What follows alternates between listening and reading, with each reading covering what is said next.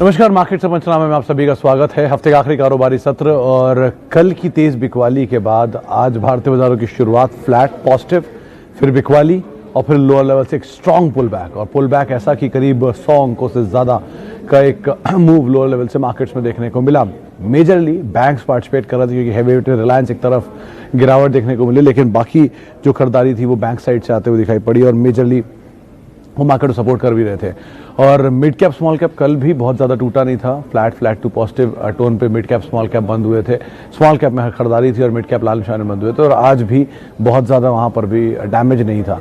तो एक इंडिविजुअली अलग अलग सेक्टर्स जहाँ पर बाइंग थी, मिसाल तौर पर सीमेंट में बाइंग थी, केमिकल्स में बाइंग थी, या फिर सेलेक्टिव आईटी के अंदर एक अच्छी बाइंग थी। तो ऐसे करके छोटे छोटे पॉकेट्स हैं जहां पर खरीदारी अभी भी देखने को मिल रही है और वो कुछ हद तक सपोर्ट भी कर रहे हैं। इन्फोसिस एक अच्छी तेजी में था आज, टीसीएस में कुछ हद तक सपोर्ट था। तो एक तरफ आईटी, हेवी वेट्स, बैंक्स और दूसरी तरफ रिलायंस जो कि मार्केट को नीचे की तरफ धकेल रहा था। तो ओवरऑल एक और अच्छा सेशन जबकि मार्केट्स में आज कामकाज होता हुआ दिखाई पड़ा। चलिए अब शुरू करते हैं सवाल जवाब का सिलसिला। शिवांग गुप्ता साहब के पहले सवाल के साथ ही शुरुआत करेंगे जो कि है रिलायंस इंडस्ट्रीज पर। रिलायंस इंडस्ट्रीज आज जो 1900 के लेवल्स के क्रूशली क्लोज बंद हुआ और ये बात सच है कि 2360 से ये शेयर टूट रहा है और फिर बीच में पुल बैक आया और वापस दोबारा टूट रहा है और क्रूशियल लेवल्स के अपने पहुंच गया है करीब 1860 के आसपास एक क्रूशियल लेवल है, जो कि पिछली बार भी इसने शायद नहीं तोड़े थे। तो इस बार भी अनुमान बाजार में यही है कि शायद ना टूटे। तो आप उस लेवल के लिहाज से टेक्निकली एटलीस्ट देख सकते हैं। फंडामेंटली ऑब्वियसली बात है, कोई दिक्कत नहीं है इस कंपनी के साथ। एज सच नंबर्स अच्छे हैं, सब सिचुएशन साउंड है। तो आप लंबी अवधि के लिए तो जाहिर सी बात है बने रह सकते हैं, कोई भी गिरावट अच्छा खरीदारी का मौका। लेकिन छोटी अवधि के लिहाज से हाँ, टेक्निकली 1860 1850 के जो लेवल्स हैं उनको आप जरूर ध्यान में रखिए। अच्छा, इसके अलावा ये रिलायंस पे बात हुई थी गुफरान साहब। 3M India for long term, Mahendra सैया जी का। महेंद्र जी, 2-3 चीज़ें हैं इसके साथ। एक कंपनी इतने तरह के प्रोडक्ट्स बनाती है, इसमें मोनोपोलिस्टिक काइंड ऑफ सिचुएशन है। 1, यूएस की मल्टीनेशनल जाइंट है। 2, तो ये भी बहुत अच्छी बात है।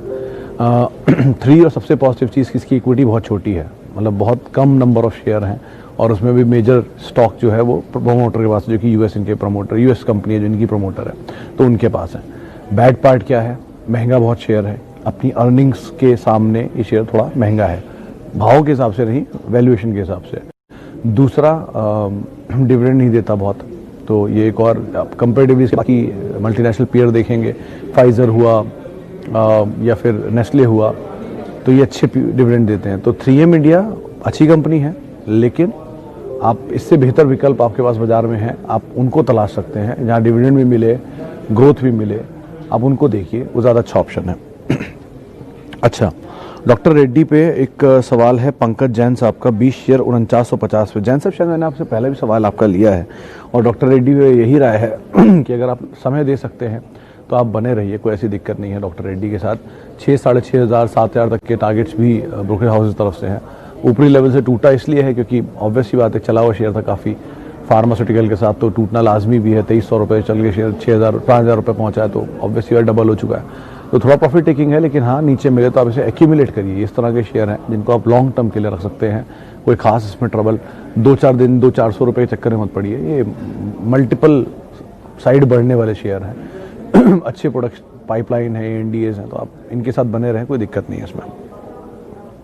प्रशांत जी, आप थोड़ा सा लेट हो गए, अभी कुछ देर पहले हम बात करते रिलायंस पे कि क्या सिचुएशन है। गिर इसलिए रहा है कि कुछ मार्केट में रूमर्स हैं जिनको लेकर गिर रहा है, लेकिन ऐसा कुछ नहीं है। एक बार जैसे भारती था, पहले लगातार गिर रहा था, खबरें आनी शुरू हुई तो लगातार चढ़ रहा है। तो ये अच्छे शेयर गिरते भी हैं और उसी इंटेंसिटी से वापस अपनी जगह आ जाते हैं। आपने याद ही होगा, यूनाइटेड स्पिरिट्स कुछ समय पहले 508 था, आज यूनाइटेड स्पिरिट्स 580 है।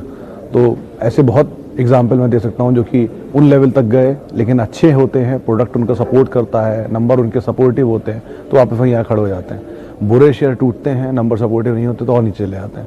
तो आप इस तरह से शेयरों को देखिए। रिलायंस कोई ऐसी कंपनी नहीं जो आज टूट रही है तो वो कल खत्म ही हो जाएगी, वापस हो जाएगा कुछ दिन बाद। 200 रुपये 300 रुपये चलना उसके लिए कोई बड़ी बात नहीं है। पैनिक में ना आए आप। अगर शॉर्ट टर्म के ट्रेडर हैं तो 1850 क्रूशियल लेवल, लॉन्ग टर्म के इन्वेस्टर हैं तो कोई दिक्कत नहीं, आपको मौका मिल रहा है।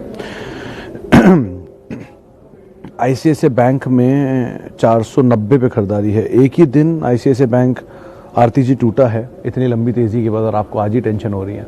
आप होल्ड करें, कोई ऐसी दिक्कत नहीं है। बैंक अच्छा है, बहुत चला है इसलिए थोड़ा प्रॉफिट टेकिंग की चपेट में आ रहा है, लेकिन जिस तरह से एफआईएस का पैसा डल रहा है, ऑब्वियस सी बात है, अभी फिलहाल यही 4-5 नाम दिखाई पड़ रहे हैं जहाँ पे पैसा मेजरली आता हुआ दिखाई पड़ रहा है। तो आप बने रहिए, कोई ऐसी दिक्कत नहीं है, आप बने रह सकते हैं ICICI बैंक में। फंडामेंटल वाइज, क्वालिटी वाइज कोई इशू नहीं है इसके साथ। डाबर या HUL कौन सा अच्छा है? मिश्रा साहब, बहुत लॉजिकल सवाल है। देखिए, दोनों के पास आयुर्वेदिक पोर्टफोलियो है, डाबर के पास भी और HUL के पास भी। डाबर बहुत बड़ा पोर्टफोलियो रखता है आयुर्वेदिक का, HUL छोटा पोर्टफोलियो रखता है आयुर्वेदिक का। डाबर भी ऑल टाइम हाई पर है, HUL ऑल टाइम हाई से नीचे है। डाबर की वैल्यूएशन और HUL की वैल्यूएशन में थोड़ा बेटर साइड पे शायद HUL की वैल्यूएशन दिखाई पड़ेगी। Size wise HUL multiple times बड़ा है डाबर से। प्रोडक्ट प्रोफाइल वाइज HUL के पास ज़्यादा प्रोडक्ट है, डाबर के पास लिमिटेड प्रोडक्ट्स हैं। Consumption wise, FMCG wise HUL food में भी है, हेल्थ केयर में भी है, प्लस जो हाउस होल्ड प्रोडक्ट्स हैं उनमें भी है, लेकिन डाबर नहीं है। और ज़्यादा पुरानी दोनों कंपनियों में ऑब्वियसली ज़्यादा HUL है, 130 साल पुरानी है। डाबर भी छोटी कंपनी नहीं है, डॉक्टर बर्मन की बनाई हुई कंपनी है और वो भी बहुत पुरानी कंपनी है, लेकिन HUL जितनी पुरानी नहीं है। विकल्प दोनों अच्छे हैं, लेकिन इस भाव पे HUL ज़्यादा अच्छा विकल्प है, आप अगर लंबी अवधि के लिए लेना चाह रहे हैं। नीचे के भाव पे ऑब्वियसली डाबर भी एक अच्छा विकल्प हो सकता है। एज यूजुअल ITC के ऊपर 2-3 सवाल आ चुके हैं। जय कड़ीवार साहब का एक सवाल है। सवाल ITC पे आपने लिखा नहीं है कि आपने खरीद रखा है, खरीदना चाहते हैं। खैर, तीनों तरह के सवाल जो है, एक अगर ITC खरीद रखा है तो आपकी भाव पर डिपेंड करता है आप कहाँ पे निवेशित हैं। 150, 160, 170 के रेंज में आप बने रहें। आपने अभी खरीदा है तो भी आप बने रहें। आप लेना चाहते हैं तो नीचे लें, और मतलब इच्छा रखते हैं लेने की तो दूसरे विकल्प भी हैं, आप उन्हें भी देख सकते हैं। ITC से जल्दी अगर आपको मूव चाहिए, इसमें बहुत पेशेंस चाहिए, पेशेंस है तो आप बने रहिए, वरना आप दूसरे विकल्प में जा सकते हैं। मेरा फेवरेट पिक शशांक कदम साहब। वैसे तो मैं पिक देने के लिए एलिजिबल नहीं हूँ कोई भी तरह की, लेकिन अगर मेरी इंडिविजुअल चॉइस पूछेंगे तो मुझे लार्ज कैप में HUL पसंद है, TCS पसंद है। मतलब टॉप 5 कंपनीज कोई भी उठा लीजिए जो निफ्टी 50 की हैं, सभी अच्छी हैं। 1, उसमें फंसने की गुंजाइश नहीं होती, इसलिए वो मुझे पसंद है। 2, HDFC लाइफ अच्छा लगता है, यूनाइटेड स्पिरिट्स अच्छा लगता है, सिंजिन अच्छा लगता है मिड कैप में। स्मॉल HDFC लाइफ अब लार्ज हो गया, और जब मिड में था तब हमें पसंद था, अब तो खैर लार्ज हो गया। स्मॉल कैप में हाँ एक फंसने की गुंजाइश बहुत ज़्यादा होती है, इसलिए मैं सिर्फ एक JK सीमेंट का ही नाम लूँगा, जिसको आप ध्यान रख सकते हैं, क्योंकि इन सब में कम अपने अपने रीज़न है। यूनाइटेड स्पिरिट्स वर्ल्ड की नंबर 1 लिकर कंपनी, Diageo उसके प्रमोटर हैं। HDFC लाइफ प्राइवेट इंश्योरर की सबसे बड़ी मार्केट शेयर ओन करने वाली कंपनी है। JK सीमेंट वाइट सीमेंट में कंपनी मोनोपोली ओन करती है, POP पुट्टी वगैरह जो घर में होती है उसमें इस कंपनी का कोई मुकाबला नहीं। जिस तरह से अब नए तरह का आर्किटेक्चर यूज़ हो रहा है, ये कंपनी की कैपेसिटी बहुत अच्छी है और इसका कोई मुकाबला है भी नहीं, मोनोपोली है वहाँ पर भी। तो मैं जो भी नाम ले रहा हूँ सब वही कंपनियाँ, या तो वो दिग्गज अपने सेक्टर की, या वो कंपनियाँ ऐसा मार्केट शेयर रखती हैं जिसमें कोई उनका सानी नहीं है। जैसे कि आप मारुति को देख लीजिए, 52% मार्केट शेयर है, उसके नेक्स्ट पीयर कोई अगर है तो वो है हुंडई, जिसका 17% मार्केट शेयर है। तो इतने बड़े गैप को भरने में हुंडई को इतना साल लग गए कि वो 16 से लेकर 19 तक पहुंचा है, और मारुति अभी 52 पे मेंटेन्ड है। तो कोई लिस्टेड प्लेयर दूर दूर तक उसके सामने खड़ा नहीं होता, इसलिए मारुति वो दाम रखता है जो कोई और प्लेयर का नहीं है। तो सब कुछ डिपेंड करता है उस धंधे पर। कोलगेट 52% मार्केट शेयर ओन करता है। जिलेट डोमिनेंट है अपने बिजनेस में। जुबलेंट 72% मार्केट शेयर ओन करता है पिज्जा मार्केट में।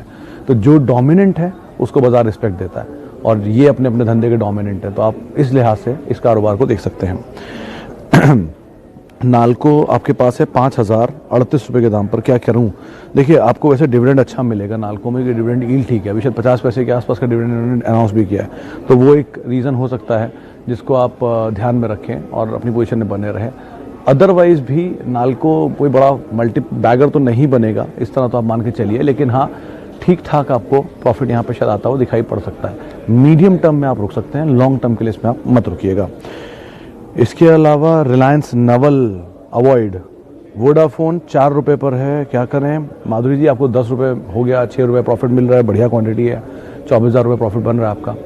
आप पार्शियली एटलीस्ट लेके निकल जाइए। कंपनी में टर्न अराउंड तब तक नहीं होगा जब तक इसके नंबर्स ठीक नहीं होते। नंबर ठीक होगा तो बहुत अच्छी कंपनी, नंबर ठीक नहीं है तो कोई अच्छी कंपनी नहीं। CG पावर्स का बेस्ट एग्जांपल है। नंबर खराब थे, शेयर 8 रुपये था, नंबर ठीक हुए, शेयर 36 रुपये, और बेटर हो जाएंगे और बेटर हो जाएगा। तो सब बाजार ना भाव ही देखता है और नंबर देखता है, तभी वो तेज़ी सस्टेन करेगा, वरना तेज़ी आएगी और नंबर के बिना आएगी तो नीचे आ जाएगा। तेज़ी सस्टेन तभी होगी जब नंबर उसके सपोर्ट करेंगे। तो नंबर्स देखते रहिए, अगर वो ठीक हो रहे तो आप बने रहिए, नंबर ठीक नहीं हो रहे तो मत बन रहिए। वो आपकी सीधा एग्जाम्पल है। इसके अलावा स्पाइस जेट का व्यू, सुब्रज्योति साहू और हिमांशु पहवा, अब दोनों बने रही है स्पाइस जेट में। आज की फॉल या और ज़्यादा गिरावट आए तो आप और ख़रीदारी करें, बने रहिए, आपको अच्छा दाम मिलेगा। एटलीस्ट 99-100 रुपये तो मिलेंगे, तो आप बने रह सकते हैं, कोई भी फॉल में आप ऐड कर सकते हैं। चलिए, थोड़ा समय का अभाव है, प्रोड्यूसर आप मुझसे बोल भी रहे हैं, तो 1-2 सवाल और लेता हूँ। एक, टाटा मोटर 1000 शेयर हैं, 78 कहाँ तक जाएगा? 220 मानस ने आज बोला है कि शायद जा सकता है, तो आप 220 के टारगेट्स के लिए अपनी नज़र रख सकते हैं। और इसके अलावा एल्केम लैब पे सुमित बागरेचा साहब पूछ रहे हैं, 2 कंपनी अच्छी है, आपने पता नहीं खरीदारी कर रखी है, खरीदारी करना चाहते हैं, कहना मुश्किल है, लेकिन हाँ, अगर आपने खरीदारी कर रखी है तो बने रहिए, खरीदारी करना चाहते हैं तो लोअर लेवल का वेट करें, वहाँ पर आप इसमें एंटर करें। इसके अलावा HDFC AMC, गुफरान साहब कल भी इस पर बात हुई थी, अच्छी कंपनी है लेकिन थोड़ा भागा हुआ शेयर है, नीचे के दाम पे कहीं मिल जाए तो अच्छा स्टॉक है। आपको लगेगा कि भागा हुआ क्यों बोल रहा हूँ, जबकि एक दाम पे ही है बहुत समय से। नहीं, ऐसा नहीं है, थोड़ा और नीचे से मिले तो ये ज़्यादा अच्छा विकल्प हो सकता है। 1700-1700 तो आया था बीच में, तब वो अच्छा दाम था, वहाँ पे कहीं मिले तो बहुत अच्छी बात है, तो आप इन्वेस्ट कर सकते हैं। चलिए, फिलहाल अब इतने ही सवालों को मैं शामिल कर पाऊँगा, माफ़ी चाहूँगा उन सबसे जिनसे आज हम बात नहीं कर पाए, समय का थोड़ा अभाव है उसके लिए। और जिनके सवाल हमने लिए उनका बहुत बहुत शुक्रिया हमारे साथ बने रहने के लिए। और आप मेरे साथ जुड़ सकते हैं, मेरा ट्विटर हैंडल है @Sumit Research। हैप्पी वीकेंड, नमस्कार।